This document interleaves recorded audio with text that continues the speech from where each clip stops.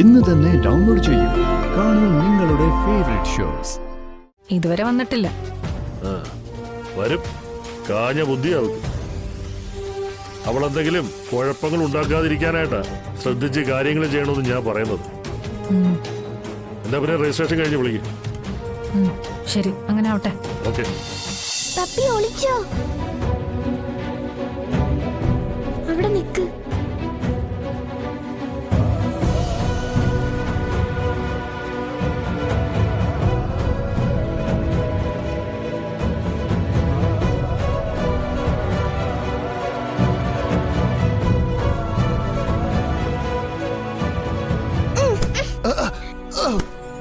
Puppy വാ.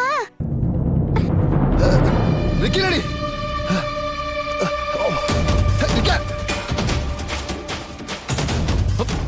അണ്ണാ പിടിച്ചോ. രക്ഷപ്പെട്ട് പോവാണല്ലേ?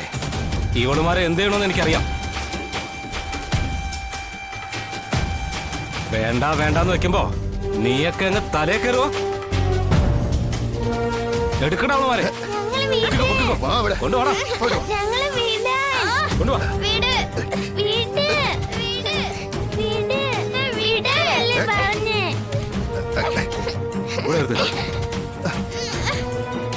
അവിടെ നിൽക്കേ.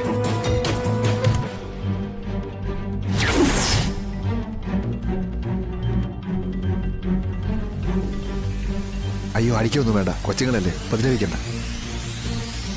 രണ്ടെണ്ണം കൊടുത്തില്ലെങ്കിലേ ഇതുങ്ങൾ ഇനിയും രക്ഷപ്പെടാൻ ശ്രമിക്കൂടാ. ഒന്ന് പേടിപ്പിച്ചില്ലെങ്കിലേ ഇവറ്റകൾ ഇനിയും നമ്മളെ കൊല്ലാക്കൊല ചെയ്യും. എന്താ സത്യം അവർ സ്വകാര്യം പറയുന്ന? മൈൻഡ് ചെയ്യണ്ട, നമുക്ക് ധൈര്യമായിട്ട് നിൽക്കാം. ഇനി ഇതുപോലെ വല്ല കുരുത്തക്കേടും കാണിച്ച നല്ല അടി കിട്ടും. അടിച്ച് രണ്ടിന്റെ കൈയും കാലും ഞാൻ പൊട്ടിക്കും. ഞങ്ങളെ രക്ഷിക്കാൻ ഞങ്ങളുടെ വിഷ്ണു അച്ഛൻ വരും. വിഷ്ണുവോ പരമേശ്വരനോ ആര് വേണേലും വരട്ടെ. ഇത് ബെൻസന്റെ തലവറയാ, ബെൻസന്റെ താവളം. ഇതിന്ന് രക്ഷിക്കാൻ ആണൊരുത്തം വരുമെങ്കിൽ അതെനിക്കൊന്ന് കാണണം.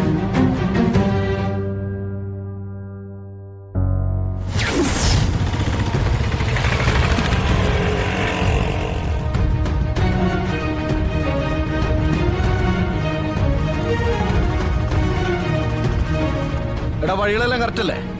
കൃത്യമായിട്ട് കാര്യങ്ങൾ നീക്കാനായിട്ടേ ഓട്ടക്കാരെ കൂടെ കൂട്ടിയിട്ടുണ്ട് ആശാനെ.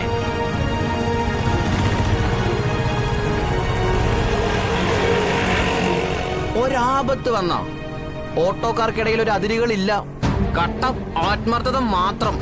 ഇന്ന് അവന്മാർ അറിയൂ ആശാനെ കേരളത്തിലെ ഓട്ടോക്കാരുടെ ശക്തി എന്താന്ന്. ശ്രീധരേട്ടാ സംഗതി സെറ്റല്ലേ? ഡബിൾ സെറ്റാ. ഇനി അവന്മാര് ജീവിതത്തിൽ ഒരു കുട്ടികളെ തട്ടിക്കൊണ്ട് പോകരുത്. അമ്മാതിരി ഇടിയിടിച്ചോണം.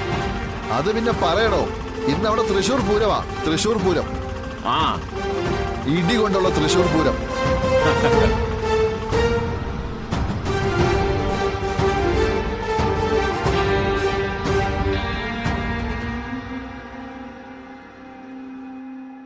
നമ്മളെ രക്ഷിക്കാൻ വിഷ്ണു അച്ഛൻ വരില്ലേ സത്യേ? വരും, അച്ഛൻ വരും. ഇവർക്ക് നല്ല അടിയും ഇടിയും കൊടുക്കുകയും ചെയ്യും. നമ്മളെ തല്ലിയോന്റെ രണ്ടുപേരും തല്ലി ഓടിക്കണം. ഇനിയും നമ്മൾ അടിക്കോ സത്യേ? നമുക്ക് പ്രാർത്ഥിക്കാം പപ്പി, അച്ഛൻ വേഗം വരാൻ വേണ്ടി.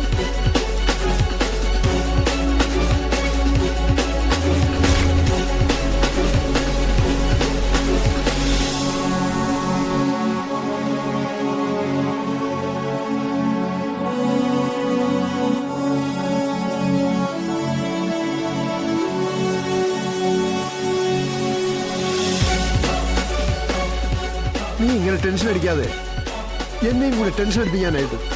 അത് പിന്നെ ഹലോ. ആ നിങ്ങളവിടെ എത്തിയോ?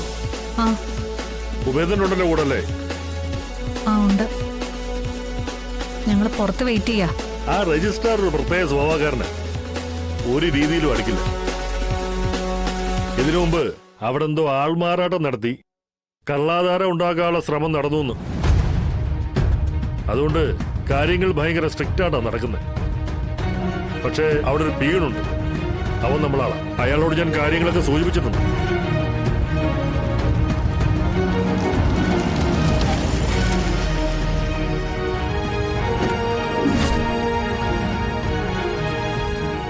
ആ അവൻ എത്തിയിട്ടുണ്ട്, ആ രോഹിത്ത്.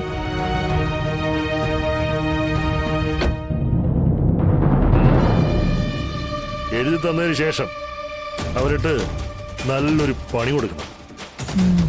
നമ്മളെ വഞ്ചിച്ചവരാരും അങ്ങനെ നട്ടല് നിവർത്തി നമ്മളെ മുമ്പിൽ കൂടെ നടക്കണ്ട. എന്നാ പിന്നെ ഞാൻ രജിസ്ട്രേഷൻ കഴിഞ്ഞ് വിളിക്കാം. ആ പിന്നെ ഒരു പഴുതുമില്ലാതെ കാര്യങ്ങൾ ചെയ്യണം. കളക്ടർ വേണം വന്നിരടി. ഏയ് ഇതുവരെ വന്നിട്ടില്ല. ആ വരും. കാഞ്ഞ ബുദ്ധിയാവും. അവളെന്തെങ്കിലും കുഴപ്പങ്ങൾ ഉണ്ടാക്കാതിരിക്കാനായിട്ടാ ശ്രദ്ധിച്ച് കാര്യങ്ങൾ ചെയ്യണമെന്ന് ഞാൻ പറയുന്നത്. എന്നാ പിന്നെ രജിസ്ട്രേഷൻ കഴിഞ്ഞ് വിളിക്കും. ശരി, അങ്ങനെ ആവട്ടെ. ഓക്കെ.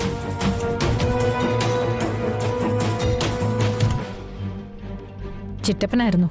അങ്ങേരുത് എവിടെയാ? ഇങ്ങോട്ട് വരാൻ പറയാൻ പാടില്ലായിരുന്നോ? അത് എന്തോ ഒഫീഷ്യൽ മീറ്റിംഗിലാ.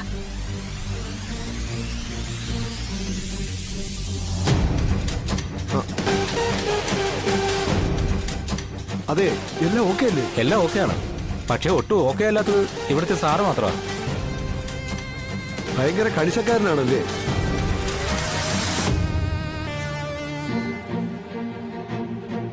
ജോലിയോടെ ആത്മാർത്ഥത ഇത്തിരി കൂടുതലാ. അല്ലെങ്കിൽ പിന്നെ എഴുതി വാങ്ങിക്കുന്നവനും സ്ഥലത്തുണ്ടെങ്കിൽ സ്പോട്ടിലുണ്ടാവണമെന്നിങ്ങനെ വാശി പിടിക്കും. ചെറിയൊരു തമ്പ് ഇംപ്രഷന്റെ കാര്യമുള്ളൂ. പക്ഷെ അതും ആധാരത്തിന്റെ ഫോട്ടോ നോക്കി ആളെ വെരിഫൈ ചെയ്തതിനു ശേഷം മാത്രമേ പുള്ളിക്കാരെ സമ്മതിക്കൂ. ഇതിനു മുമ്പ് ഇവിടെ ഒരു കള്ളക്കളി നടന്നതുകൊണ്ടാ പുള്ളിക്കാരെ ഇത്രയും സ്ട്രിക്റ്റ് ആയത്. അപ്പൊ എന്നെ വിളിക്കുമല്ലേ? എഴുതി വാങ്ങിക്കുന്ന ആളല്ലേ? അതെ, എന്റെ പേരിലാണ് എഴുതി വാങ്ങിക്കേണ്ടത്. ഉപേന്ദ്രൻ. വിളിക്കുക മാത്രമല്ല, നിങ്ങളുടെ ആധാർ കാർഡ് അടക്കം അരിച്ചു പറക്കി നോക്കുകയും ചെയ്യും. ആദ്യം എഴുതി തരുന്ന ആളെ വിളിക്കട്ടെ. രോഹിത്. ഞാനാ. ആ ശരി, വാ.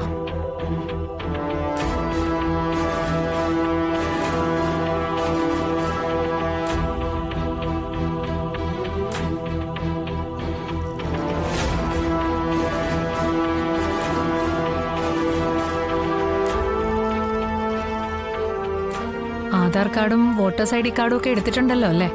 അതൊക്കെ എടുത്തിട്ടുണ്ട്. എന്നാ നമുക്ക് ഇവിടെ വെയിറ്റ് ചെയ്യാം. അല്ല, കൊച്ചമ്മ ഇതുവരെ വന്നില്ലല്ലോ. ഇനിയിപ്പോ ഇവിടെ വന്നിട്ട് കാര്യമില്ലെന്ന് മനസ്സിലായിട്ടുണ്ട്. മുതൽ വീണ്ടും വീണ്ടും നഷ്ടപ്പെടുന്ന കാഴ്ച കാണുന്നത് ഒരു സുഖമുള്ള ഏർപ്പാടല്ലല്ലോ.